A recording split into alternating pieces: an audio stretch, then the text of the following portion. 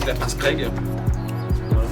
Alors j'ai vu sur internet, il y a beaucoup qui disent qu'elle ne fonctionne pas. Donc en fait, il faut que mon coup de poche vienne en dessous de cette partie de pince. Donc là, je mets 45.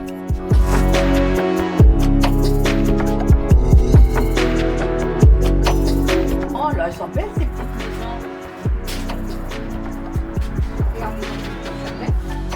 Donc cette façade là, elle doit être démontable. Il va y avoir...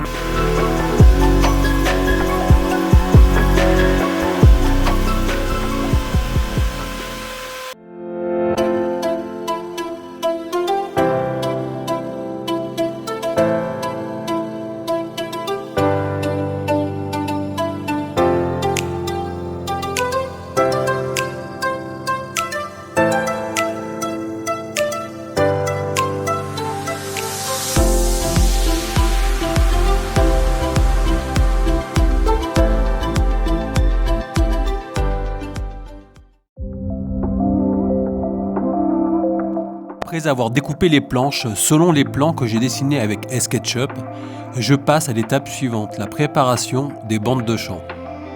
La pose des bandes de champ demande de nombreuses étapes.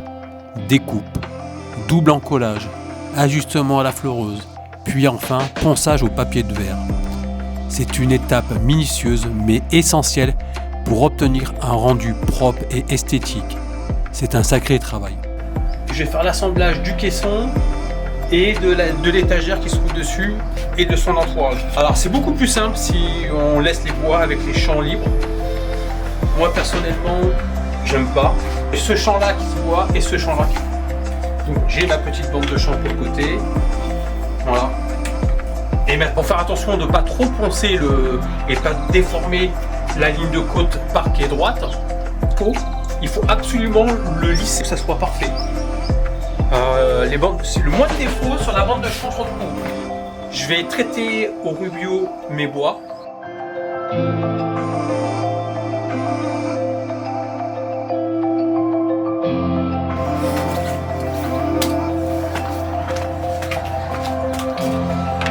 Donc on va commencer le double encollage de la colle double contact. Mes bandes de champ sont préparées. Je sais où je vais les mettre. Des petits bâtonnets. Une cale pour une cale. Je sais pas s'il y a d'autres solutions moins pénibles parce que le gel c'est du gel mais c'est plus de la glu quoi. Ça fait de la pâte. Du coup c'est pas si facile que ça à faire, faut pas croire.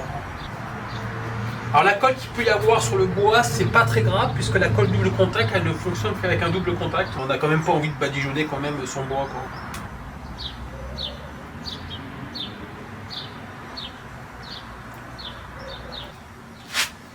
C'est là où on s'en met plein les doigts.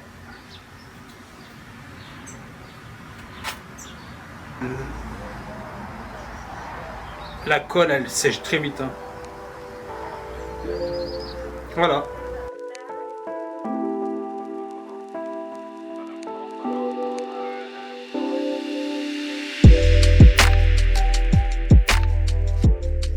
Et là c'est pareil, il y a une difficulté. Donc ça sera moins difficile sur ces planches là puisque j'en mets pas 4. Alors le côté, là je vais la mettre à fleur. On met bien au milieu.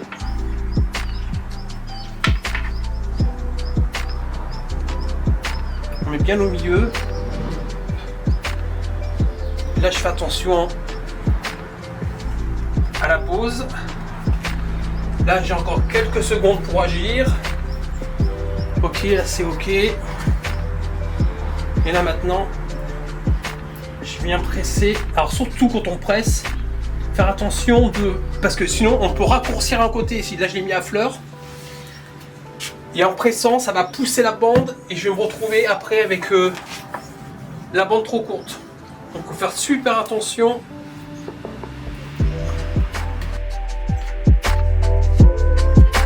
Là c'est un peu plus simple parce que j'ai pas de jointure à faire sur ces planches. il n'y avait qu'une seule jointure. Alors quand on la pose déjà centrée, parce qu'après il n'y a plus le gros loisir de la bouger. Faire attention que ça soit quand même centré correctement. Ça va nous aider quand on va affleurer aussi.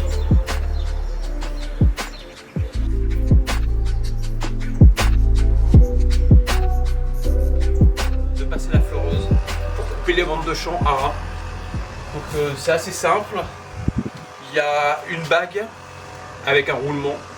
Et elle vient prendre appui sur la planche.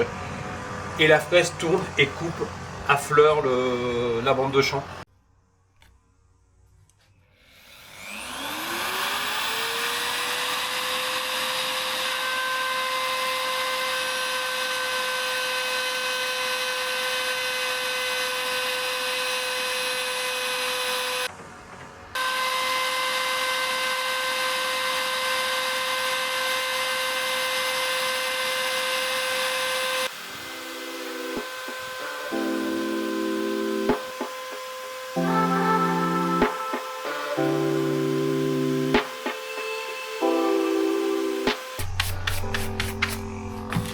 Là, maintenant que les bandes de champ sont collées et poncées, je fais un pré-assemblage pour regarder déjà à quoi ça ressemble parce qu'il me tarde de voir le résultat. Donc moi je vais utiliser deux techniques différentes.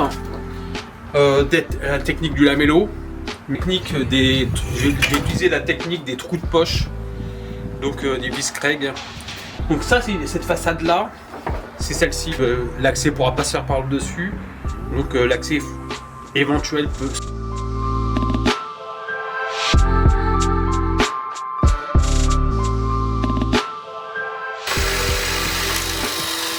La mèche,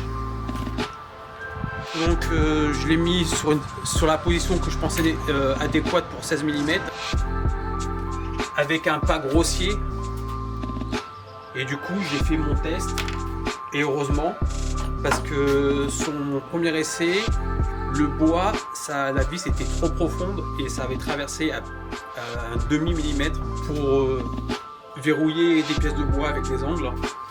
Mais je me suis fait aussi un gabarit en bois, donc ça c'est fraisé avec une défonceuse en 16 mm, et comme ça, puis du bois que j'ai coupé en 16 mm, et j'ai fait plein de tests de lamello pour voir un peu comment ça fonctionnait. Et sur celui-ci, qui est du bois blanc, il n'y a qu'une seule vis et un lamello. Il faut voir comment c'est solide.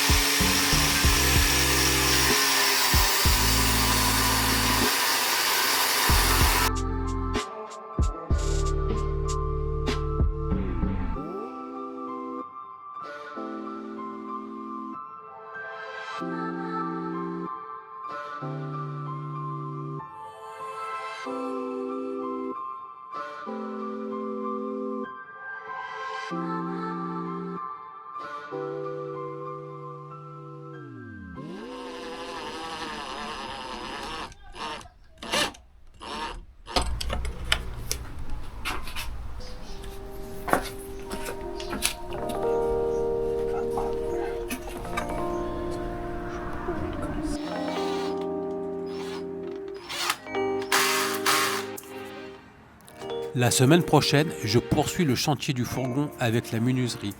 Au programme, découpe du bois, traitement à l'huile Rubio et assemblage des premiers meubles.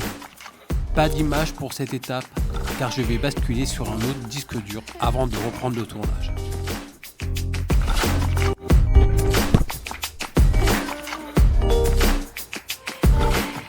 Donc en fait, il faut que mon trou de poche vienne en dessous de cette partie de pince.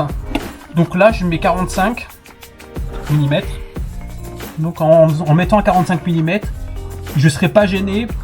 Et les encoches, on voit qu'elles sont faites pour l'extérieur du bois. C'est-à-dire que si je mets un trou